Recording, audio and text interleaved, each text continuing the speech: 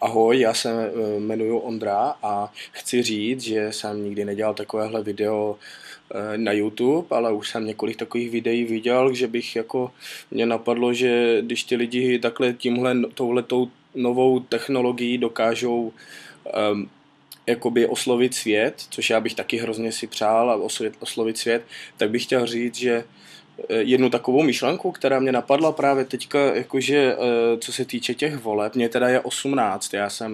mě bylo včera 18 a já jsem ty volby nestihl, což je mi hrozně líto, ale lidi hrozně nadávají na ty komunisty, který prostě to jakoby jsou považováni za vítěze voleb, což taky úplně přesně nechápu.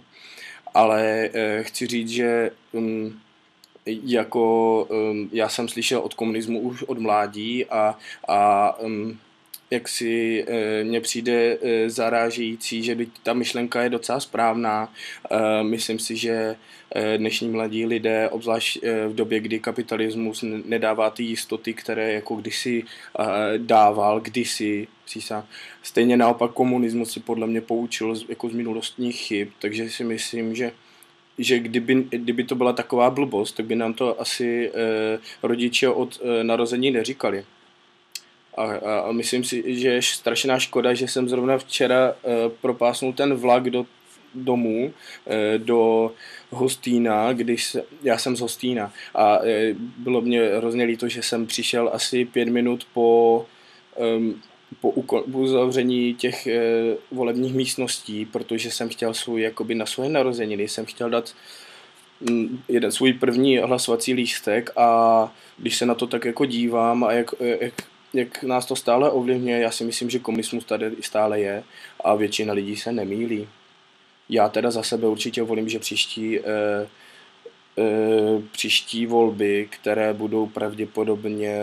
za 4 roky, protože to se tak nemění, že? Tak já si myslím, že určitě můj hlas bude patřit právě této straně komunistické, teď já si myslím, že to právě už jako bylo hodně, každý se poučil ze svých vlastních chyb a to zase naopak historii tvoří historikové a ne opravdové osobnosti, jak jsem se již přesvědčil. Takže každopádně nežil jsem v té době a